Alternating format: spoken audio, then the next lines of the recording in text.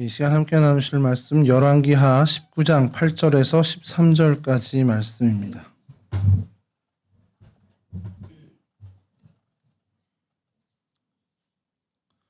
열왕기하 19장 8절에서 13절까지 말씀 저랑 한 절씩 교독하도록 하겠습니다. 랍사게가 돌아가다가 아수르 왕이 이미 라기스에서 떠났다 함을 듣고 림나로 가서 아수르 왕을 만났으니 왕이 거기서 림나와 싸우는 중이더라.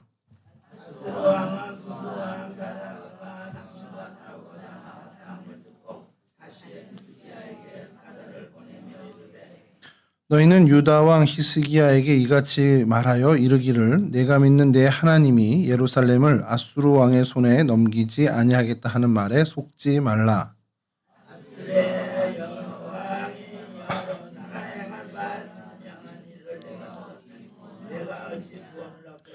내 조상들이 멸하신 여러 민족 곧 고산과 하란과 레셉과 들라살에 있는 에덴 족속을 그 나라들의 신들이 건졌느냐?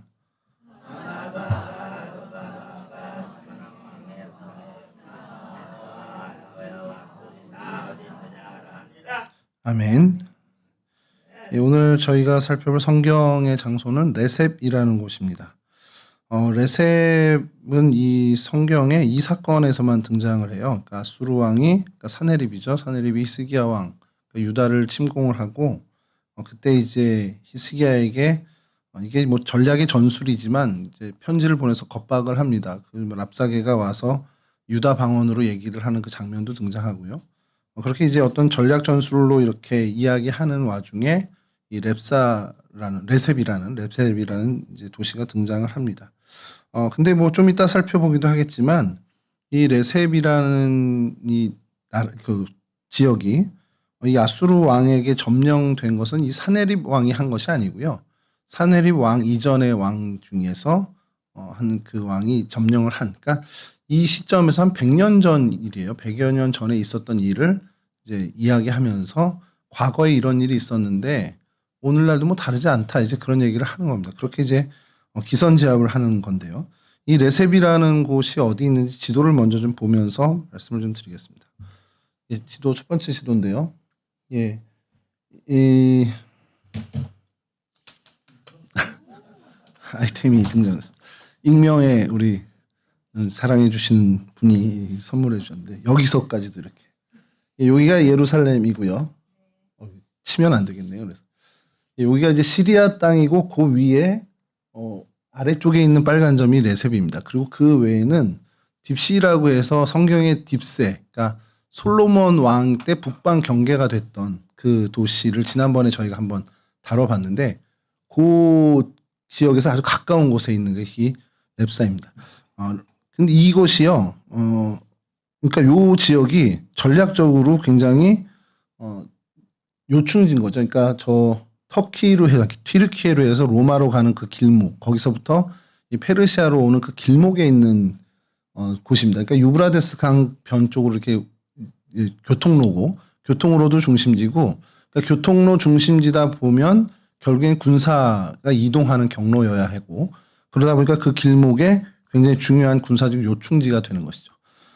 솔로몬 왕 때도 이 딥세죠. 딥세라는 곳에 이제 마지막 어떤 북방 경계를 세우면서 요새를 지었습니다. 솔로몬 왕도. 그래서 저희가 그 전에 한번 여기 알레포라는 곳이 있는데 알레포에서 알레포 성체를 한번 저희가 사진으로 본 적이 있습니다.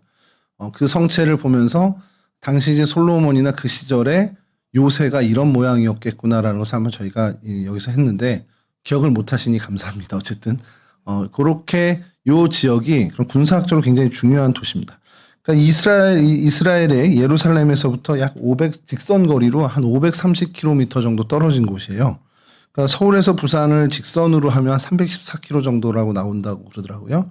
제가 잰 건 아니고 이제 그 자료가 그렇게 돼 있는데, 그럼 서울에서 어느 정도 거리냐 그렇게 하니까 그 북한의 함흥 위에, 그러니까 함흥 위에 청진항이라고 있습니다. 그래서 거기까지가 이제 직선으로 한 530km 정도 되는데 그 정도 거리인 거죠.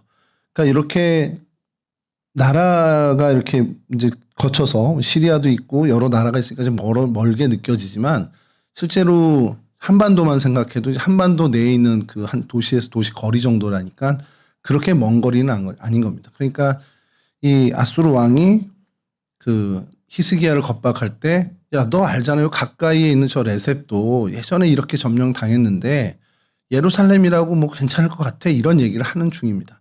뭐 예를 들어서 뭐 저 멀리 있는 국가나 어떤 나라를 얘기하면서 히스기야 왕한테, 야, 너 거기 알지? 내가 거기도 점령했는데 라고 한다면 체감이 잘 안 되잖아요. 그러니까 이 유다의 가까이에 있는 여러 도시들 중에 이 레셉까지 거론하면서 이야기를 하는 중인 겁니다.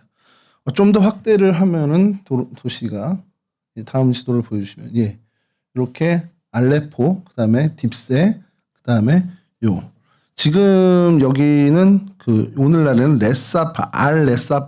레사파라고 이제 하는 도시입니다. 그러니까 지금은 이제 아랍어로 돼 있고 이 레사파, 그러니까 성경에서 레셉이 이 레사파로 이렇게 좀 불려지고 있죠. 이곳이 이렇게 돼 있는데 위성 사진을 좀 보면 좀 재밌습니다.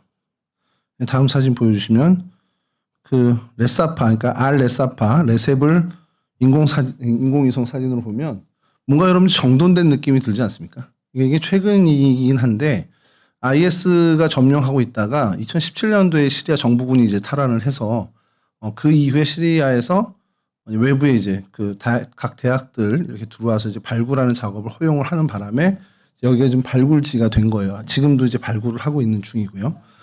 그래서 이 레셉이 기독교, 그러니까 성서 고고학자들이 많이 들어와서 발굴을 하고 있습니다. 그러니까 그러니까 일반 역사의 고고학자들만이 아니라 성서 고고학자들이 많이 들어와게 된 이유는 또 있겠죠. 성경에 단 한 번 등장하는데 무슨 가치가 있겠냐 싶은데 사실 이게 성경에 등장하는 건 한 차례고 이곳이 아까 말씀드린 것처럼 많은 전략적 요충지다 보니까 로마 시대를 거치면서도 이곳이 굉장히 중요한 도시였던 거예요. 아까 딥세와 비슷하게. 그래서 이곳에서 좀 벌어진 몇 가지 일들이 이 교회사적으로 조금은 중요한 일들이 있었습니다. 그래서 이 렙사, 이곳이 이제 그 성서 고고학자들이 들어와서 발굴하게 됐고 그 모양이 이제 위성 사진으로 좀 확인이 되는 부분입니다. 이 레셉은 유브라데스 강에서 한 20여 킬로 정도 떨어진 내륙 쪽으로 들어와 있는 장소고요. 한 기원전 9세기나 10세기성에 그 고대 사람들이 고대 아시리아 사람으로 추정을 하고 있는데 그들이 세운 어떤 그 도시 국가였던 것으로 기록이 돼 있습니다. 근데 이제 그것이 이제 아수르라든지 주변의 열강들에서 점령을 당하고 이후에 뭐 로마라든지 페르시아 국가에서 계속 점령을 당하면서 뭐 지금은 이제 시리아죠. 그러면서 이제 여기가 많은 이제 그 열강들이 교차해 가면서 계속 점령을 했던 이제 동네가 됩니다. 고대 문헌에 특별히 이제 아수르 왕들의 연대기라는 그 문헌이나 아마르나 서신서 같은 이제 고대 굉장히 귀한 자료라고 합니다. 그래서 그 고대 문헌이나 그 비문에 이곳이 언급이 된다고 해요. 그러니까 아수르가 동방으로 진출하는 그 사건에서 다마스쿠스와 더불어서 이 레셉이 등장을 하고요. 그리고 여러 이제 그 동로마죠. 비잔틴 시대의 그 문헌에도 많이 등장을 한다고 합니다. 특별히 이제 아수르 왕의 연대기에서 이곳이 좀 많이 등장을 하는데 그것이 오늘 성서에도 이어지는 사건으로 이어지죠. 성서의 사건과도 이어지는데 그때는 레스파나 혹은 레사파 혹은 라사파라는 이름으로 그러니까 혼동되게 좀 기재가 돼 있다고 합니다. 그러니까 지금 레사파라고 현재 부르고 있는 이름이 히브리 성경에서는 어쨌든 레셉으로 불리고 있고 레세프죠. 히브리어로는 또 레세프. 그러니까 이게 어떻게 불려지는지 그게 다 다르다 보니까 여기서 얘기하는 그 지명이 거기구나. 유대인이 생각하는 것과 이제 다를 수도 있고 뭐 이렇게 좀 혼동되었던 자료들을 성경학자들이 이제 많이 정리를 해내게 된 겁니다. 이게 이제 히스기야 시절에 와서 사실은 성경에 등장하면서 이제 오늘을 사는 저희들 그리스도인들에게도 이제 어떻게 보면은 알려지게 됐는데 여기에서는 어떤 그 여러 뭐 사건 여러 어떤 도시의 모형들은 유적지니까 그다지 많지는 않고요. 조금 이따 이제 그 유적지들을 좀 보여드릴 텐데 그보다는 지금 이제 어떤 히스기야 시절의 어떤 맥락에서 좀 우리가 좀 봐야 되는 고시선으로 좀 봐야 되는 부분들이 있습니다. 그러니까 오늘 본문도 나왔지만 이 본문의 앞전에 18장이죠. 열왕기 18장과 또 이사야 36장에 이제 같이 기재된 그 사건이 있는데 랍사게가 유다 백성들한테 와서 이제 랍사게는 이제 사네립 왕의 장군입니다. 점령하기 위해서 이제 어떻게 보면은 돌격대장식으로 온 장군인데 그 장군이 이스라엘 사람들, 그러니까 유다 사람들에게 이제 외치는 그런 어떤 부분도 있습니다. 그 내용이 뭐냐면 열왕기하 18장 33절에서 35절인데요. 이걸 좀 읽어드릴게요. 민족의 신들 중에 어느 한 신이 그의 땅을 아수르 왕의 손에서 건진 자가 있느냐. 무슨 내용인지 아시겠죠? 어느 신도 이 아수르 왕과 싸워서 이긴 적이 없다. 그 얘기를 하는 겁니다. 그러면서 구체적으로 열거를 해요. 하맛과 아르밧의 신들이 어디 있으며 스발와임과 헤나와 아와의 신들이 어디 있느냐. 그들이 사마리아를 내 손에서 건졌느냐. 민족의 모든 신들 중에 누가 그의 땅을 내 손에서 건졌기에 여호와가 예루살렘을 내 손에서 건지겠느냐 하셨느니라. 그러니까 이 랍사게가 왕의 말을 전하니까 마지막에 하셨느니라 이렇게 하는 건데요. 그러니까 이 내용은 뭡니까? 내가 이렇게 다 점령을 해봤는데 그리고 내 전의 선조들도 이 땅을 다 점령해 봤는데 각 도시들마다 믿는 신이 있더라. 근데 그 신들이 그 도시를 구원하지 못하던데 이 얘기를 하는 겁니다. 어느 신이 내 손에서 그 도시 자기 백성들을 구하는 거 봤어? 이 얘기를 하는 겁니다. 그러면서 그런데 너희 예루살렘은 무슨 여호와가 지킨다 그러면서 이렇게 너희들 교만을 떨고 있냐 이런 얘기를 하는 거예요. 그러니까 착각하지 말아라 이 얘기를 하는 겁니다. 이 내용을 똑같은 사건을 이사야 36장 18절에서 20절이 똑같은 내용으로 기록을 하고 있습니다. 띄워주시죠. 36장 18절에서 20절입니다. 혹시 히스기야가 너희에게 이르기를 여호와께서 우리를 건지시리라 할지라도 속지 말라. 열국의 신들 중에 자기의 땅을 아수르 왕의 손에서 건진 자가 있느냐. 똑같은 얘기입니다. 그러면서 19절 하맛과 아르밧의 신들이 어디 있느냐. 스발와임의 신들이 어디 있느냐. 그들이 사마리아를 내 손에서 건졌느냐. 이 열방의 신들 중에 어떤 신이 자기의 나라를 내 손에서 건져냈기에 여호와가 능히 예루살렘을 내 손에서 건지겠느냐 하셨느니라 하니라. 그러니까 히스기야 말에 속지 말라는 거예요. 유다 백성들한테 예루살렘 거민들아 속지 마라. 히스기야 왕이 너희도 속이고 있다. 니네 봤지 않냐? 지금까지 내가 이렇게 오는데 아무도 그 신이 자기 백성을 구하지 못하더라. 근데 여호와만 뭐 특출나다고 예루살렘을 지키겠냐? 이 얘기를 하는 겁니다. 이게 뭐 군사학적으로도 굉장히 그 도발을 하는 그 부분이 기세를 꺾는 어떤 그런 전략 전술이라고 하더라고요. 이렇게 얘기를 합니다. 그러면서 이제 이방 도시들 하맛, 아르밧, 뭐 스발와임 이렇게 언급을 하는데 그 도시들이 자신들의 신이 구하지 못했다 그러면서 도시의 이름을 열거하다가 오늘 본문에 와서 이제 19장에 와서 추가로 또 이것을 반복해 얘기할 때 그때 등장하는 게 이 레셉이라는 오늘 저희가 살피고 있는 이 도시를 얘기합니다. 그래서 오늘 본문인데요. 본문 12절에서 13절입니다. 내 조상들이 멸하신 여러 민족 곧 고산과 하란과 레셉과 들라살에 있는 에덴 족속을 그 나라들의 신들이 건졌느냐. 하맛 왕과 아르밧 왕과 스발와임의 성의 왕과 헤나와 아와의 왕들이 다 어디 있느냐 하라 하니라. 이제 계속 여러 차례 반복되게 얘기를 합니다. 그리고 심지어 이 성경을 여러분 살펴보면 이 랍사게가 유다 사람들, 유다 방언, 유다 사람들의 말을 알아서 그 유다성, 그 예루살렘 성 밖에서 이 얘기를 하니까 이제 히스기야 신하들이 나와서 랍사게한테 어떻게 부탁까지 하냐면 제발 아람말로 해주세요. 우리는 아람말 아니까 아람말로 했어요. 당신 하는 유다 방언을 백성들이 듣고 심각해지니까 그냥 아람말로 좀 해주십시오. 이렇게 청하기도 합니다. 그러니까 그 정도로 이제 이 예루살렘에 거하는 사람들에겐 이것이 굉장히 큰 협박이 됐다라는 겁니다. 이사야 37장 11절에서 13절 한 번 더 보시죠. 아수르 왕들이 모든 나라에 어떤 일을 행하였으며 그것을 어떻게 멸절시켰는지 내가 들었으리니 네가 구원을 받겠느냐. 나의 조상들이 멸하신 열방 고산 하란과 레셉과 들라살에 있는 에덴 자손을 그 나라들의 신들이 건졌더냐. 하맛 왕과 아르밧 왕과 스발와임의 성의 왕과 헤나 왕과 이와 왕이 어디 있느냐 하라 하였더라. 자, 여기서 이제 레셉이 또 언급이 됩니다. 이사야에서도 동일하게 언급이 되는데요. 근데 여기 좀 하나 생각을 해야 될 게 뭐냐면 랍사게가 지금 사네립 왕의 이야기를 전하는 거잖아요. 근데 이 도시들 방금 열거된 열왕기하 18장 19장 그리고 이사야 36장 30장에 열거된 이 도시들 이방 나라들이 사네립이 멸망시킨 국가가 아닙니다. 이게 언제적 얘기냐면 100년 전에, 지금 이 시점으로부터 100년 전의 사건을 이 사네립과 랍사베가 들고 와서 얘기하는 거예요. 그러니까 뭐냐면 그 100년 전부터 우리 아수르는 이렇게 잘 돼 왔다라는 걸 얘기하는 겁니다. 이 왕조가 100년 이상 이렇게 큰 위상을 갖고 이런 힘을 갖고서 살아왔다라는 것을 은근히 또 과시하는 겁니다. 그러니까 내가 한 거 아니지만 내 열조, 내 선대 왕들이 한 거지만 이렇게 우린 강력하게 해왔는데 니네 별거 아니잖아. 이렇게 역사적으로 계속 우리가 해왔어라는 것을 강조하는 겁니다.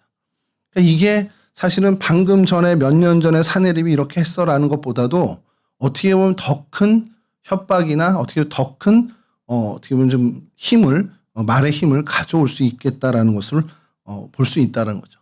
그러니까 그렇게 유다 사람들, 유다 백성들은 더 그 말에 짓눌렸을 거라는 것이 이제 성경학자들의 이야기입니다. 말씀드린 것처럼 레셉의 멸망 시기를 이제 성경에는 등장하지 않아요. 이게 100년 전에도 등장하지 않는데 여러 고고학 자료와 특별히 이제 아수르 비문에 있는 자료를 가지고 고고학자들이 낸 성과입니다. 레셉이 이 아수르 왕 아다드 니랄이라는 왕이 있어요. 니랄이 3세. 발음도 좀 어려운데 이 3세 때 정복을 했다라는 기록이 있습니다. 근데 그 비문에는 그렇게 돼 있는데 고고학 자료는 조금 다르게 그 아다드 니랄이 3세 전에 살만에셀이라는 왕이 있었어요. 그건 저희도 좀 익숙하죠.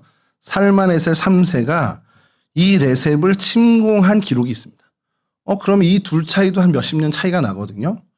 그러면은 언제적이야? 뭐 이렇게 큰 견지로 보면 100여 년 전이게 맞지만 뭐 고고학자들은 이런 거에 또 집착을 하잖아요. 그래서 어떻게 된 거냐? 그래서 고고학자들이 많이 이제 연구를 하고 낸 것이 살만에셀 3세 때 이 지역, 이 시리아 지역을 침공을 합니다. 원정길에 오른 거죠. 이제 침공 원정을 하는데 이제 동방 원정이라고 해서 침공을 하고 그때 이 레셉을 침공한 건 맞습니다. 그런데 그때는 그냥 침략만 한 거고 그 이후의 왕 아다드 리랄이라는 이 3세 왕이 이곳을 행정적으로 완전히 이 아수르에 편입을 시키고 정복하고 그래서 완전히 식민지화를 한 거죠.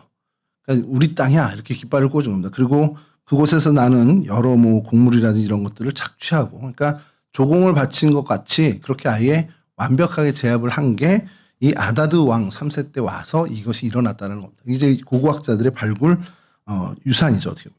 그러니까 이게 히스기 왕 시절이 히스기 왕 요때 오늘 성경 본문의 요 시점이 주전 701년입니다. 연대기로 하면 701년인데 그러니 800년, 주전 800년에서 790년 그 사이에 벌어진 일이에요. 근데 이거를 왜 성경학자나 성경 고고학자들이 이렇게 얘기를 하면서 100년 전의 일이야라고 한 것이 사실 오늘 본문에서 의미가 있는 것이 아까 말씀드린 것처럼 100년 전에 있었던 일 그리고 그 일이 지금까지도 깨지지 않은 겁니다. 그러니까 쉽게 얘기해서 아수르 왕이 아수르의 힘이 100여 년 전에 이런 일을 했는데 그게 사실은 뭐 좀 위력적이지 않고 그다지 큰 힘이 아니라면 한 몇십 년 만에 그 일이 와해되고 아수르가 아닌 다른 왕이 일어나서 이거를 치고 이래야 되는데 그 100년 전부터 지금 히스기야 앞에 선 이때까지 이건 변함없이 가진 힘이라는 거예요. 그러니까 엄청 오래된 힘이고 그만큼 강력한 힘이라는 걸 얘기하는 겁니다. 그러니까 역사적으로도 검증된 힘이야라는 걸 얘기하는 거죠. 이 지역 이 100년 된 일은 이제 좀 이따 다시금 이제 말씀을 나눌 때 좀 얘기를 할 텐데 여하튼 요 때에 이 아수르가 이 레셉을 점령하고 이곳을 군사 기지화합니다. 그러니까 병참 기지로 했다라는 기록이 있습니다. 그러니까 이제 여러 원정길을 정복 전쟁을 갈 때 뭔가 이렇게 물도 저장하고 또 뭐 음식도 저장하고 해서 병참 기지로 이제 활용을 했다라는 기록이 있다는 거예요. 이렇게 아수르가 여기서 점령하고 그리고 이제 아수르 이후에 역사적으로 로마 이제 비잔틴 시대에 와서도 이곳은 계속 군사적인 요새로 활용이 됩니다. 그러니까 아수르 시절에 그렇게 해놨으니까 계속 이어받아서 했겠죠. 로마 같은 경우는 이제 페르시아 사산 제국을 대비한 전략적 요새로 삼아서 이곳을 굉장히 어떻게 구축한 방어 요새로 이제 사용했다라는 기록이 있고요. 그 다음에 이곳에 이제 로마군이 주둔했을 때 이제 한 가지 아까 얘기한 교회사 쪽으로 벌어진 일이 하나 있는데 군인이었던 세르기우스라는 군인이 있습니다. 바카스라는 군인과 이 둘이 친구인데 고위직 간부였어요. 근데 이들이 여기서 순교를 하게 됩니다. 순교하게 된 이유는 예수를 믿었다는 것. 로마 군인인데 황제를 섬기지 않고 기독교인이 됐다. 예수를 섬겼다고 그래서 순교를 했는데 이 자리에서 이 군 병참 기지에서 순교를 당해요. 그 사람이 세르기우스입니다. 이 세르기우스가 바쿠스라는 그 사람과 같이 이제 고위 군인인데 이 바쿠스가 먼저 순교를 당하고 이 세르기우스 같은 경우는 말 발굽이 있는 신을 신고서 계속 걸어다니는 고문을 당했다고 기록이 되어 있습니다. 그리고 이제 끝끝내 참수됐다고 전해지고 있어요. 그래서 이 사람을 카톨릭에서도 그렇고 동방 정교에서도 그렇고 성인으로 추대를 했습니다. 근데 이제 카톨릭에서는 그렇게 크게 추대를 하지 않고 이 정교회, 동방 정교에서는 굉장히 이 사람을 존중하고 존경을 하면서 그 순례자의 어떤 수호성인 또 병사 순교자의 수호성인, 그러니까 병사 순교자는 그러니까 군인으로서 죽은 순교자들 그들의 수호성인으로 이제 추앙을 해요.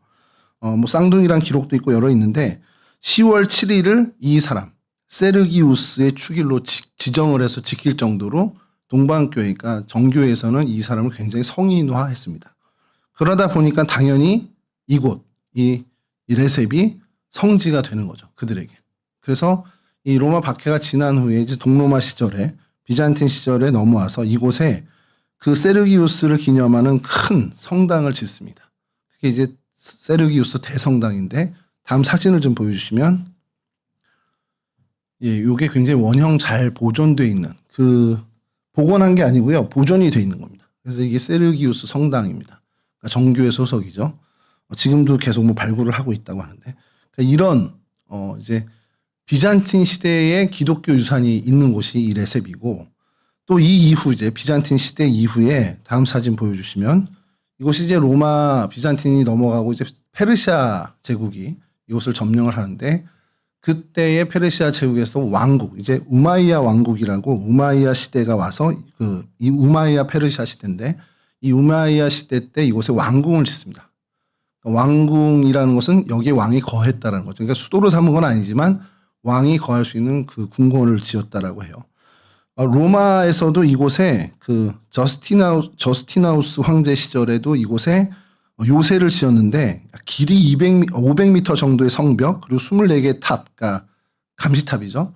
그 워치타워를 세웠다는 기록이 있습니다. 이제 그것은 무너뜨리고 아마 이 우마이야 왕조 시대 때 이걸 지은 것 같은데 그래서 이게 그 우마이야 시대 때 궁전의 유적입니다. 그래서 좀 완전 사막이에요. 완전 사막이고 그곳에 이렇게 되어 있습니다. 그 다음 사진 보여주시면 이것도 그 왕궁의 성터의 유적이고요. 다음도 그 성터 안에 이제 방들 이런 유적들이고 그다음에 그 옆에 이제 작은 성이 또 있었는데 다음 사진 보여주시면 요것도 이제 작은 이제 별관처럼 지은 요건 좀 보존 상태가 좋은 것 중에 하나라고 합니다. 그리고 그 다음도 이제 별관처럼 되어 있는 궁전이고요. 여기서 이제 그 원형이 제일 잘 보존되어 있는 곳이 이 성문의 왕궁의 북쪽 문인데요. 다음 사진 보여주시면 요게 뭐 이렇게 파손되지 않고 잘 보존되어 있는 상태라고 합니다. 요 정도가 이제 성당과 함께 굉장히 온전하게 보존된 유적 중에 하나로 이제 손에 꼽고 있고요. 지금도 계속해서 여기서 이제 발굴 작업을 하고 있습니다. 이렇게 이제 성경에도 언급이 있지만 어떤 기독교 역사에서도 좀 성지화된 곳이기도 하고, 그러니까 이제 비잔틴 동로마 시대, 동방교회, 정교회에서는 굉장히 성지로 각광받고 있는 부분이기 때문에 이제 성서 고고학적으로 좀 의미를 갖고 있고요. 근데 이 성서 고고학적으로 의미를 갖는 건 아까 말씀드린 그 성 세르기우스 순교 때문에 그렇게 됐죠. 근데 이게 성서 고고학자들 말고 이 지역이 그냥 일반 고고학에서도 굉장히 높은 가치를 부여하고 있습니다. 그걸 좀 이제 찾아보게 됐는데, 유프라테스 강에서 20km 정도 오니까, 그리고 이곳이 사막 지역이잖아요. 아까 보셨듯이. 근데 군 병참기를 써야 돼요. 그러니까 음식물도 저장을 해야 되고, 원정길에 오는 사람들 이제 보급품을 이제 날라야 되는 그런 곳으로 창고처럼 쓴 건데, 물이 있어야 되잖아요. 20km 정도의 물을 지금 기술이야 뭐 끌어오는 거 어렵지도 않겠죠. 뭐 요즘도 지금 계속 보니까 제기동 쪽에 막 상수도 공사 엄청 크게 하는데 그렇게 이제 배관 묻어버리고 하면은 이제 되잖아요. 요즘은요. 근데 이 시절에는 그게 쉽지 않은데 그때 당시 내륙 지역에 있는 사람들이 물을 어떻게 공급받았는지를 이 고고학적으로 굉장히 중요하게 밝혀준 유적들이 여기서 발견이 됩니다. 그래서 다음 사진 보여주시면 저 앞에 있는 약간 아치형 여기가 뭐라고 해야 되나요? 수조라고 해야 되나요?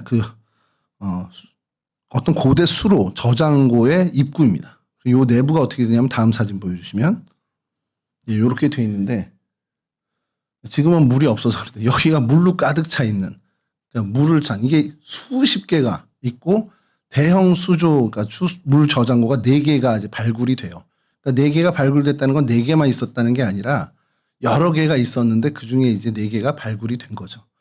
그러니까 유프라테스 강에서 여기까지 물을 수로로 끌어오지는 않았을 것 같아요. 뭐 수로를 만들지는 못했을 것 같고. 근데 어쨌든 뭐 퍼다 나르든지 해서 그 강물을 이곳에서 보관을 하는 겁니다. 엄청난 양의 물을 보관을 하고 그리고 강에서 그렇게 물을 끌어오는 것과 또 하나는 우기가 있어요. 여기가. 우기 때 그 빗물을 가둘 수 있는 수 저장고를 이제 찾아낸 겁니다. 그러니까 이렇게 고대 사람들이 뭐 로마 시대 그리고 그 이후에 뭐 우마의 왕조 시대에 이 고대 사람들이 이 사막 한가운데 요새를 이렇게 물을 어떻게 보면 보관을 하고 했구나라는 것을 고고학적으로 굉장히 잘 이제 밝혀준. 근데 이게 발견되기 전까지는 기록에만 있었던 것이 13개월 내지 14개월에 한 번씩 이 물이 만수위가 된다라는 거. 그러니까 최대치 이제 저장을 하는 거죠. 그리고 사용을 하고 한 13개월, 그러니까 1년여 이상을 쓰고 그다음에 1년여 정도 되면 다시 만수위가 되게끔 그렇게 보관을 했다라는 기록만 있었는데 그 기록의 어떤 증거들을 이제 찾게 된 것이 이곳에서. 근데 이게 레세베만 이런 일이 있었겠냐라는 거예요. 내륙에 있는 많은 병참 기지나 이런 요새에 물을 어쨌든 이런 식으로 보관하고 활용을 했겠구나라는 굉장히 고고학적으로도 어떤 높은 유산을 이제 발견한 것이 이 레셉이라는 곳이랍니다. 성경에서 시작을 해가지고 뭐 이제 일반 고고학까지 이렇게 가게 되는데 여하튼 이렇게 이제 어떤 의미를 갖고 있고요. 그리고 이렇게 발견하게 된 것이 그 2017년에 IS가 그동안 여기를 점령하고 있었는데 다행인 것은 이 IS 기조가 알잖아요. 여러분 뭐 그 고대 유물들을 다 파괴하는 기조를 갖고 있습니다. 특별히 이제 그게 어떤 종교적인 어떤 유적이다라고 그러면 굉장히 비판적인 태도를 갖고 있어서 그 유적들을 파괴하는 그 일들을 자행한 일이 많이 언론에도 보도가 됐죠. 여기는 그렇게 관심을 갖지 않았던 것 같아요. 그래서 이곳에는 그렇게 파괴하는 일이 IS가 파괴하는 일이 없었고 2017년 이제 정부군에 의해서 이곳이 이제 다시 찬탈이 되면서 뭐 유적 일부가 손상이 됐지만 상당 부분 많이 남아 있고 지금도 계속해서 보존하고 복구하는 작업들. 물론 이제 시리아 정부에서 하진 못합니다. 돈이 없기 때문에 못하는데 해외에서 들어오는 이 고고학 발굴팀이 계속해서 이것을 지금 발굴하고 있어서 아직도 뭐 더 나올 수 있는 가능성이 있는 곳이기도 합니다. 예, 뭐 이렇게 어느 정도 요 레셉이라는 동네가 요런 어떤 지정학적이나 이런 의미를 갖고 있는데 요 레셉을 살펴보면서 오늘 본문이죠. 오늘 본문밖에 사실은 없죠. 레셉이 등장하니. 이 사건을 보면서 좀 많은 걸 좀 제가 느끼게 된 거예요. 그래서 이 부분을 가지고 이런 메시지를 우리가 좀 찾으면 좋겠다 싶은 것이 아까 말씀드린 이 레셉은 히브리어로 레체프라고 하고요. 이 레체프라는 단어는 라차프라는 단어에서 유래가 됐는데 이 라차프라는 단어는 불타다. 그리고 뜨거운 돌, 숯불을 의미하는 단어입니다. 근데 이 그 단어의 의미에 어떻게 보면 맞게끔 아수르에게 불타서 어떻게 보면 점령을 당하게 되죠. 그 도시의 운명처럼 그렇게 되는데 그리고 아까 말씀드린 것처럼 이 레셉이 멸망된 것을 가지고 아수르 왕은 자신의 선조들, 그러니까 자신의 왕국의 아수르 왕국의 무용담인 것처럼 그것을 100여 년이 지난 시간이 지났음에도 불구하고 마치 무용담처럼 자랑하면서 그것을 자부심을 가지고 히스기야 왕에게 이것을 이야기합니다. 먼저는 이 사건을 통해서 저희가 좀 봐야 되는 건 1차적으로 하나님을 의지하지 않았던 이 레셉, 그 이름처럼 불타 없어져 버리는 그렇게 아수르에게 멸망당하는 걸 보게 되죠. 그리고 그 100년이 지나서도 여전히 사네립의 입에 오르내리는 어떻게 보면 멸망의 대표적인 도시의 하나로 그 수치스러운 예가 되는 것을 저희가 봅니다. 그러니까 사네립이 히스기야 왕에게 이 서신을 보낸 건데 이 편지를 읽게 한 건데 어쨌든 이 멸망된 나라들의 신을 모욕하는 내용이 들어있죠. 근데 당연히 그것은 모욕을 당할 수밖에 없는 게 이 레셉에 거하던 거민들이 섬기는 것은 우상신이었습니다. 우상신이었으니까 뭐 사실 뭐 별 힘이 없는 건 마찬가지죠. 그러니까 이 레셉은 하나님을 의지하지 않았던 레셉이기에 사실은 공격받고 불탔고 헛된 우상을 섬겼기 때문에 무참하게 멸망된 것은 1차적으로 저희가 보는 그 시선을 갖는 것이 맞다라는 겁니다. 근데 사실은 여기에만 그 의미가 있는 게 아니죠. 그러니까 하나님을 의지하지 않고 헛된 우상을 의지했기에 멸망당했다. 그러니까 이제 히스기야처럼 하나님을 의지해야 된다라는 것이 1차적인 메시지긴 맞습니다. 근데 그렇게 생각하면 이제 북이스라엘은 좀 억울하죠. 북이스라엘도 여호와 하나님 섬겼지 않냐 이렇게 얘기할 텐데 하나님을 제대로 못 섬겼죠. 제대로 못 섬겨서 하나님이 징벌의 차원으로 아수르에게 그들을 내어줍니다. 하나님이 허락하신 점령이라는 겁니다. 그러니까 그것은 이 레셉이나 뭐 다른 하맛 같은 곳과는 좀 달리 봐야 되는 거고요. 여하튼 이 레셉이 이방신을 섬겨 하나님과 무관하게 하나님을 의지하지 않았기에 멸망당하고 히스기야와 예루살렘은 철저하게 하나님을 신뢰했기에 그래도 이 아수르의 공격으로부터 벗어나게 된다라는 것은 저희가 찾아볼 수 있는 1차적인 메시지죠. 그러니까 히스기야가 어떻게 하나님을 의지했는지를 보여주는 내용들이 있는데요. 열왕기하 19장 14절에서 19절입니다. 좀 길지만 제가 좀 읽어드리겠습니다.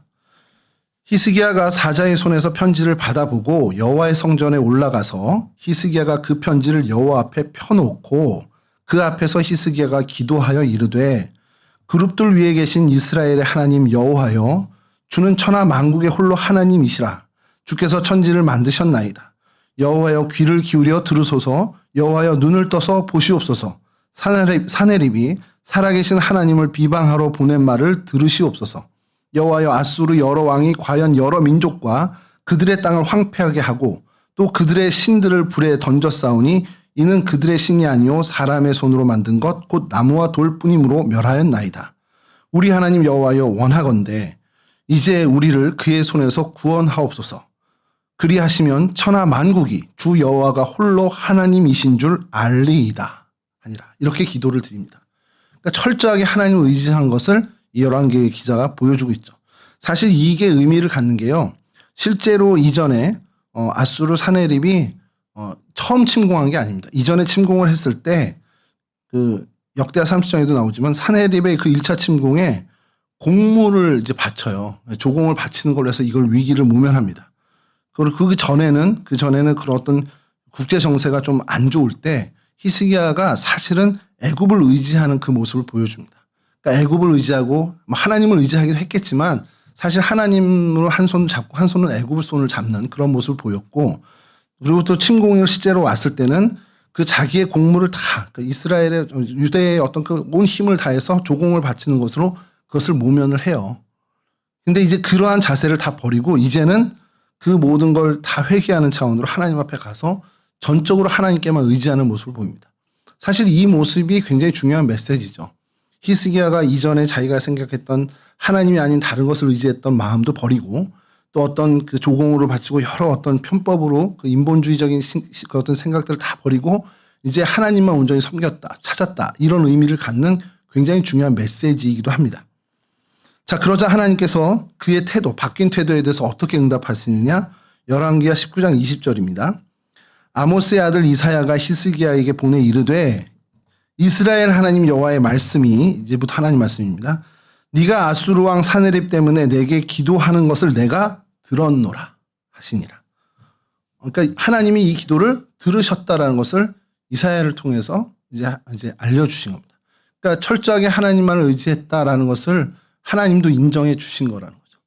그러니까 우리가 이 부분들의 오늘 이 사건에서 찾아내는 굉장히 중요한 1차적인 메시지는 그래 렙사나 뭐 이런 데 뭐 하맛이나 이런 데들은 하나님을 의지하지 않고 히스기야의 기도에도 나왔지만 돌과 어떤 나무 이런 것을 우상으로 만들어 놓고 섬겼던 진짜 어떻게 보면 이방 우상이다 보니까 멸망당할 수밖에 없는 겁니다.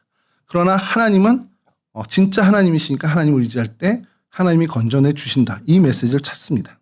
근데 제가 좀 더 주목하고 싶은 것은 이 아수르 사네립 왕의 이야기입니다. 100년 전에 이런 일이 있었어.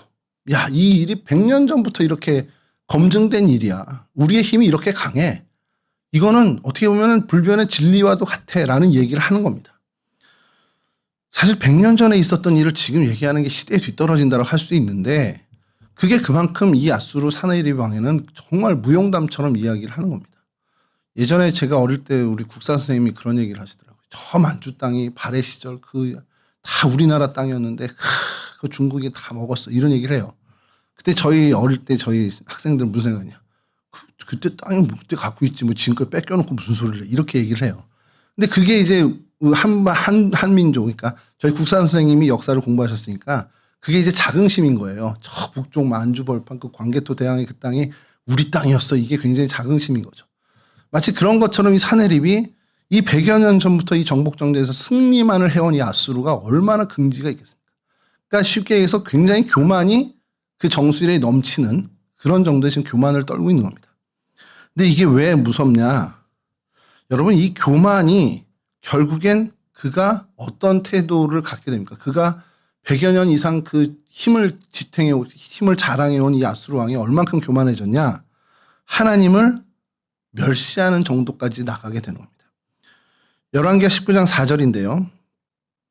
요거 좀 읽어드리겠습니다. 랍사게가 그의 주 아수르 왕, 그러니까 사네립 왕을 얘기합니다. 아수르 왕의 보냄을 받고 와서 살아계신 하나님을 비방하였으니 당신의 하나님 여호와께서 혹시 그 말을 들으셨을지라. 당신의 하나님 여호와께서 그 들으신 말 때문에 꾸짖으실 듯하니 당신은 이 남아있는 자들을 위하여 기도하소서 하더이다. 그러니까 이게 무슨 장면이냐면 아수르의 그 협박을 듣고 이 1차 바로 직전 오늘 19장 전에 18절의 그 이야기를 서신을 듣고는 왕궁 책임자 엘리야김하고 서기관 셈나 그리고 제사장중의 장로를 굵은 베옷을 입혀서 히스기야 왕이 이사야에게 보냅니다. 그러면서 이 얘기를 전하는 거예요. 랍사게가 와서 자기네 왕 얘기를 전했는데 그 내용이 살아계신 하나님을 비방하는 내용이야. 그래서 선지자인 당신 하나님께서 이미 들으셨을 텐데 이 일을 위해서 한번 기도해봐. 이 얘기를 하는 겁니다. 근데 이 동일한 얘기를 이사야에서 이렇게 얘기합니다. 이사야 30장 4절입니다. 똑같은 장면인데요. 똑같은 사건을 이렇게 얘기를 해요. 당신의 하나님 여호와께서 랍사게의 말을 들으셨을 것이라. 그가 그의 상전 아수르 왕의 보냄을 받고 살아계신 하나님을 회방하였은즉 당신의 하나님 여호와께서 혹시 그 말로 말미암아 견책하실까 하노라. 그런즉 바라건대 당신은 이 남아있는 자들을 위하여 기도하라 하시더이다 하니라. 그러니까 랍사게가 와서 하는 얘기가 아까 열왕기하 19장에서는 하나님을 비방했다라고 하고 이사야 37장에서는 하나님을 회방하는 말이라고 얘기를 합니다. 그래서 이 단어가 뭔가를 찾아봤어요. 비방하다라는 단어는 히브리어 하라프입니다. 근데 이사야에 있는 회방하다라는 이 부분도 원어 사전을 보면 똑같은 하라프라는 단어를 씁니다. 이 왜 하라프라는 단어를 달리 했을까? 하라프라는 것을 사전적으로 하면 회방하다, 비방하다라는 표현이 있는데 이게 성경학자들이, 그러니까 한국어 성경을 번역하는 선교사들이겠죠. 이 단어가 원래 가진 뜻을 하려다 보니 그것은 좀 하나님한테 너무 좀 못할 짓인 것 같아서 이렇게 완곡한 표현을 쓴 겁니다. 비방하다, 회방하다 정도. 이 단어는 정확히 뭐냐면 무시하고 경멸하고 조롱하다입니다. 그러니까 조롱하다라는 게 제일 큰 단어입니다. 이 하라프라는 단어. 랍사게가 와서 하나님을 조롱하고 있어. 이 얘기를 하는 겁니다. 그러니까 이사야 너 어떻게 좀 기도 좀 해봐. 여러분 교만이 이 사네립 왕이 역대 자기의 선조들이 100년 이상의 그 위용을 과시하다 보니 그 힘이 차고 넘쳐. 그러니까 세상에 거칠 게 없습니다. 그러니까 그가 어떻게 됐냐? 교만에 교만을 더듭해서 결국은 하나님을 조롱하는 자리까지 가더라는 겁니다. 여러분 하나님께서 왜 교만한 자를 계속해서 말씀을 이야기하시면 교만하지 말라고 우리에게 권면하시냐? 교만의 끝은 이렇게 하나님을 조롱하는 자로까지 나간다는 겁니다. 이 하나님을 조롱하는 게 결국에 뭡니까? 결국 하나님의 대적, 하나님의 적이 된다는 거예요. 교만해지면 하나님을 조롱하고 경멸하고 회방하고 방해하고 비방하는 그 큰 죄, 하나님의 대적이 되고 만다라는 것을 우린 이 사건에서 좀 보게 된다는 거예요. 하나님이 왜 교만한 사람에 대해서 그토록 경계하고 또 우리에게 주의를 주시느냐? 그 이유는 이 교만의 끝은 결국 하나님을 무시하고 조롱하는 자리까지 갈 수밖에 없다라는 겁니다. 그러니 하나님은 교만한 자를 계속해서 물리치시고 교만한 자를 계속 엎어뜨리는 일을 하시는 거죠. 여러분 이 메시지를 찾으면서 제가 무슨 생각을 드냐? 제가 이렇게 유튜브를 유료를 하다가 광고를 안 보는 거예요. 유튜브 유료를 하면 광고를 안 보거든요. 그러니까 너무 좋더라고요. 근데 월 나가는 돈이 꽤 세요. 그래서 과감하게 끊자. 뭐 유튜브 내가 안 보면 되지. 끊고서는 필요한 영상을 보면 계속 광고가 나와요.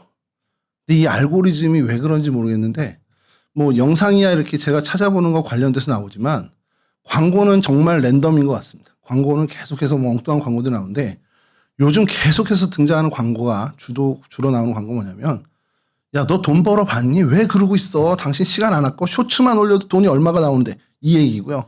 아, 코인을 하려면 이렇게 해야지 하고서 코인을 어떻게 하라는 사이트로 연결하고요. 계속해서 돈 버는 얘기를 합니다. 근데 제가 이게 새삼스럽지 않은 게 여러분 오늘 저희가 살아가는 이 세상에서 우리한테 항상 하는 얘기가 뭡니까? 지혜롭게 살아라. 야, 세상 그렇게 사는 거 아니야. 지혜롭게 살아야 돼. 그러면서 얘기를 해요. 과거에 무슨 자신들의 무용담을 얘기하듯이 내가 예전에 이렇게 해서 투자했는데 제가 공무원으로 얼마 좀 지내다가 그걸 퇴사하고 이렇게 해서 이 사업에 뛰어들었는데 이렇게 돈을 벌었어요. 이런 광고들로 가득 차 있습니다. 근데 그게 광고뿐만 아니라 많은 특히 서점에 가면 자기계발서라는 그 카테고리에 어마어마한 책들이 쌓여 있어요. 그리고 그것이 다 베스트셀러 중에 상위권을 다 차지합니다. 그 내용들이 주로 뭡니까? 소위 말하는 사회에서 성공하는 걸 얘기해요. 그리고 심지어는 요즘은 성공학이라는 카테고리까지 있습니다. 서점에 가면. 이 세상을 살 때 성공하고 싶으면 우리들처럼 자기들처럼 살라라는 이야기와 주장입니다. 부동산은 이렇게 해야 돼. 야, 주식은 그렇게 하지 마. 주식은 이렇게 해야 돈 벌어. 코인은 여기서 하는 게 돈 버는 거다. 이게 정답이다. 이러한 얘기들로 가득 차 있습니다. 말씀드렸듯이 쇼츠를 통해서 수익을 얻을 수 있다. 뭐 이거 참가해라. 유튜버로 성공하면 이렇게 해야 된다. 이런 어떤 책들도 막 쏟아져 나오고 있습니다. 여러분 이게 책만 그렇겠습니까? 우리를 둘러싼 세상에서 우리에게 하는 얘기는 항상 똑같았어요. 이렇게 해야 세상에서 성공한다. 야, 너 그렇게 살지 마. 너 그렇게 살다간 큰일 나. 이렇게 살아야 소위 세상에서 떵떵거리고 부자로 살 수 있어. 이 얘기를 합니다. 정말 수많은 헤아릴 수 없는 세상의 지혜들이 우리 주변에 우리를 둘러싸서 계속해서 눈 뜨고 잘 때까지 계속해서 우리 귓가에 맴돌고 있죠. 랍사개가 마치 외치는 것 같습니다. 우리 귓가에 야, 하나님이 무슨 힘 있어. 이렇게 살아야지. 랍사개가 우리 귓가에 외치는 것처럼 세상은 세상의 논리, 돈의 원리, 황제의 논리를 가지고 우리에게 그렇게 살라라고 계속해서 끊임없이 이야기합니다. 그러면서 하는 얘기가 있죠. 야, 하나님이 너 부자 만들어준 적 있냐? 그런 적 없잖아. 네가 섬기는 그 하나님이 세상의 성공 가져다 주는 하나님이 아니잖아. 그렇게 우리에게 말하고 있습니다. 내가 얘기하는 이 세상의 지혜가 너를 부자로 만들어주고 성공시켜주지 성경 소용없어. 신앙 소용없어. 이렇게 얘기하고 있습니다. 이게 오늘을 살아가는 저희들의 현실입니다. 랍사개가 계속 유다 사람들에게 외치는 것과 똑같은 이야기를 우리는 계속해서 눈 뜨고 살아가면서 듣고 있습니다. 그런데 여러분, 성경은 어떻습니까? 오늘 이 사건뿐만 아니라 성경은, 즉 하나님의 말씀은 우리에게 늘 한결같이 일관되게 말씀하고 계세요. 우리를 진짜 보호하시는 분은 하나님입니다. 우리를 제대로 이끄는 분은 오직 주님밖에 없다라고 성경은 말씀하고 있습니다. 세상의 부귀영화 다 누리고 세상의 성공에 취해 살다가 멸망당하는 인생 살지 말고 세상에서 어떠한 형편의 삶을 살든지 그건 관여하지 말고 그보다 진짜 더 중요한 것 바로 하나님 나라, 영생의 삶을 이야기하고 계십니다. 영원한 하나님 나라를 소망하고 살라라고 하죠. 영원한 하나님 나라, 우리의 본향에 승부를 걸라고 성경은 말씀하고 계십니다. 그게 진짜 우리에게 중요한 거고 그게 진짜 우리에게 유익한 것이라고 성경은 얘기하죠. 우리 인생의 진짜 성패가 거기에 달려있다는 것을 한결같이 그리고 일관되게 늘 말씀하고 계시는 것이 성경의 말씀입니다. 아마 우리가 죽는 날까지요. 제가 죽어 없어져도 세상은 계속해서 우리한테 외칠 겁니다. 우리를 포기하지 않고 끝까지 우리한테 외칠 거예요. 야, 세상이 주는 지혜로 살아봐. 그게 세상에서 성공하는 거야. 세상에 성공하는 길이 여기 있어. 하나님한테 있지 않아. 신앙에 있지 않아. 세상의 지혜에 있어. 세상의 논리에 있어. 우리 죽는 날까지 아니 우리 죽어서도 계속 그 얘기는 우리에게 할 거예요. 어떻게 보면 그 말이 맞을 수 있습니다. 우리 목표가 이 세상에서 성공이면 그 말이 맞겠죠. 근데 저와 여러분의 목표는 이 세상에서의 성공이 아니지 않습니까? 우리의 목표는 우리의 본향 하나님 나라입니다. 그러니 그 세상의 이야기와는 우린 전혀 상관없는 인생으로 살아야 한다는 거죠. 하나님 나라를 목표로 살아가는 우리들에게는 세상의 논리가 아닌 믿음의 논리, 말씀의 정신이 필요합니다. 그것밖에 필요하지 않아요. 여러분, 바라기는 이 땅에 두 발 딛고 살아가지만 저와 여러분 하나님 나라의 백성임을 잊지 않기를 주님의 이름으로 축원합니다. 세상은 거침없는 자신들의 무용담을 얘기합니다. 이렇게 했더니 이런 돈을 벌었어. 야, 여기 투자했더니 이런 결실이 있었어. 세상은 거침없는 자신들의 무용담을 끝까지 얘기할 겁니다. 과거에도 이런 성공이 있었고 현재도 이런 성공이 있어 라고 얘기합니다. 내가 레셉을 점령했었다. 이렇게 랍사레가가 얘기하는 내가 이 정도의 부와 명예를 획득했다. 마치 사네립과 랍사게의 이야기처럼 우리에게 계속해서 이야기할 겁니다. 제발 그 무용담에 현혹되지 않고 정말 세상에 소망을 두는 것이 아니라 하나님 나라 바라보고 하나님께만 소망을 두는 진정한 하나님 나라의 백성으로 진짜 승리자로서 살아가는 은혜를 누리시는 주님의 거룩한 백성들이 되시기를 간절히 축원합니다. 이와 같은 은혜의 주인공들이 다 되시기를 주님의 이름으로 간절히 축원합니다.